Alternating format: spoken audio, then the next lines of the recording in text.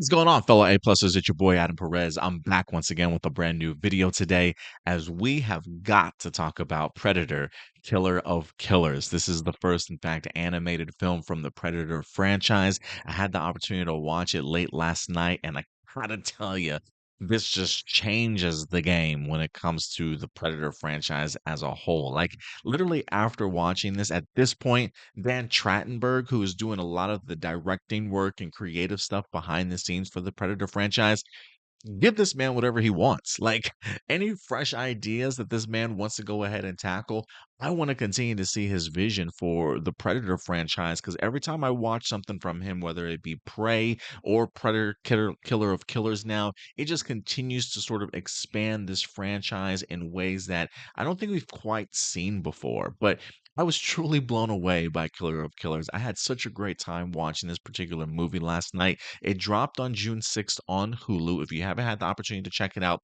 please do yourselves a favor. This is like a great film for three categories. One, if you are a diehard Predator film, you'll certainly a diehard Predator fan, you'll certainly appreciate this. If you are new to the franchise and if you only really jumped in or maybe know a couple of movies like the original Predator, maybe you checked out Prey and you liked what you saw and want to dive a little bit more into it, this is for you. Or honestly, this kind of feels like it could stand alone if it wanted to and being its own Predator sort of content where newcomers can kind of jump in, get an idea for things, if you will. And if you've seen some of the stuff from the past franchise, you'll certainly appreciate it, to certainly say the least. But I think this is a really good entry point for some Predator films, Predator fans. Well, let's talk about this, man, because when they announced this in the sense that this was going to be three anthology type stories in a feature film, I wasn't quite sure how they were going to um connect them together or what the structure of the movie was certainly going to be, but it was nearly seamless in regards to allowing everybody's story to kind of be told and then getting towards the end and seeing them kind of all come together with an amazing sort of finale in here and an ability to kind of launch off into new content if they wanted to. I think this movie does a great job of setting up not only, I don't want to say spin-offs per se, but brand new projects they can certainly dive into if they wanted to, brand new characters to kind of explore.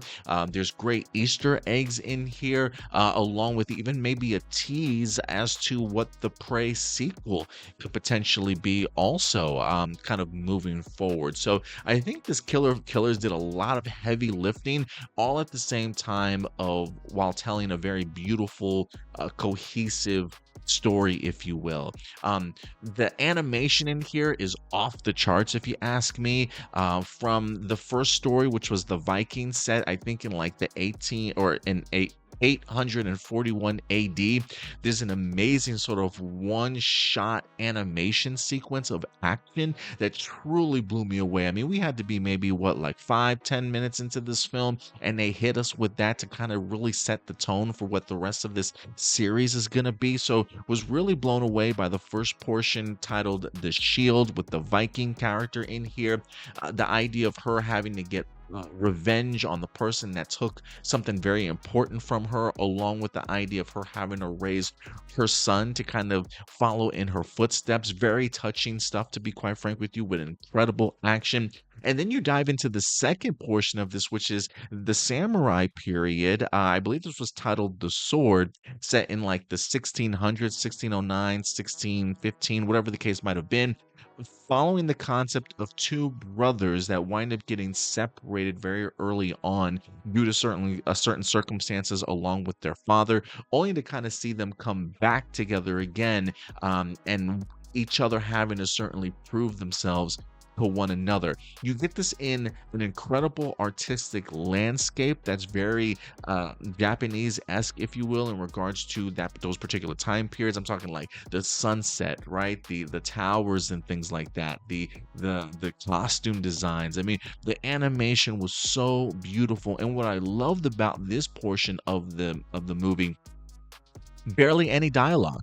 barely any dialogue, very silent. I don't want to say silent. I mean, definitely had music and things like that, right? But really no words spoken. But the animation was so good to help carry this portion of it, whether it be the animation of just the landscape, the animation of the characters' facial features to kind of allow them to express their thoughts and their emotions without necessarily having to say a word. I thought this was masterfully done for the second portion of the story here, and probably one of my favorite Predator designs that we wind up getting out of this particular portion of the movie. Also, just a really heartfelt second story, to certainly say the least. I will say for me, going into the third portion of the stories here, which was during 1941, titled The Bullet, which took place more in the World War II era of things, probably my least favorite of the stories. But it does introduce us to a character called Ensign Torres. Torres here for me feels very much like the first character us as modern age civilization people can kind of relate to and connect ourselves with. And he sort of kind of becomes like the voice and like the perspective that we certainly would follow kind of going forward in regards to not only the last story, but then the culmination act of it all. And he really kind of helps push that story forward to feeling it, allowing it to feel more connected, not only to the characters, but us as the viewer as well. So while I didn't necessarily care for his story so much, he was a pivotal character that really worked, especially when everybody's story kind of winds up coming together. I think this movie also introduces a concept. Again, I'm not somebody that has followed every Predator film, so maybe some of this concept has been talked about before. I've kind of seen the movie Predators, where you had like a bunch of people, maybe like I can't remember if they were prisoners, maybe thrusted onto a planet where they had to kind of survive.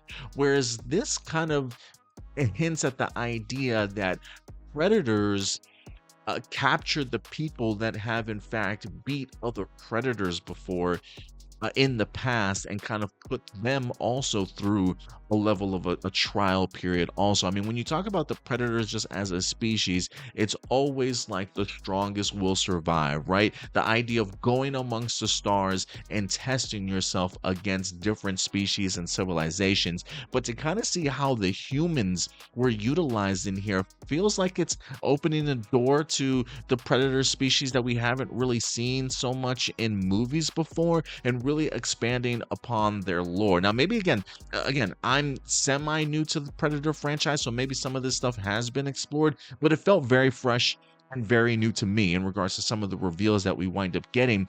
But this makes me so excited for the future. Dan Trachtenberg has managed to not only give us great Easter eggs and connections to past Predator films, but now sets up the idea that almost every Predator movie is going to have those level of connections that make everything seem so cohesive in regards to really great and strong storytelling, building on what kind of came before. I think you can, like, when I think of Predator Badlands now, my anticipation for that movie is through the roof at this point. Now making me wonder if some of the loose ends that were left at the end of Predator Killer of Killers, will that pop up in that movie, considering that Dan Trachtenberg was not only the director for this animated film, but also the director for Killer of Killers. So it feels like there's a lot of connective tissues that he's certainly building amongst this franchise here, but his vision is on point. Incredible three stories in here. Great final act to have them all kind of come together as a cohesive story, and just really fresh creative ideas in regards to pushing this franchise forward. I thought this was a great leaping on point and a great sort of shooting forward and trajectory for where this franchise is certainly going to go. Whether or not we get a sequel to Killer of Killers, I think you certainly can, but I think this also has established other opportunities, whether they do spin-offs in an animated realm, spin-offs into live action. There's just so much goodness in Killer of Killers. The violence is on point. The predators feel like any situation you found yourself in, the intensity was there. The stakes were real. The music alone, in regards to bringing in the predator themes, but also creating brand new music for this also, everything just really worked in the sense sense of caring about the characters, the music bringing up the stakes, the incredible violence that we wind up getting from the predators, and the amazing animation that really helps kind of bring this stuff all together. This was top notch as top notch could get. I didn't know what to expect from this animated film. Even the trailers and the clips, I don't think necessarily do this justice until you watch it for yourself. So I highly recommend it. Have you seen Killer of Killers? I want to know your thoughts. Let your thoughts be known in the comment section box below. At the end of the day, these are my A+ opinions. I want to know yours. But until next time, guys, do us a big favor. As always, take care of yourselves, take care of each other, and keep it A+. I'll talk to you guys later. Bye.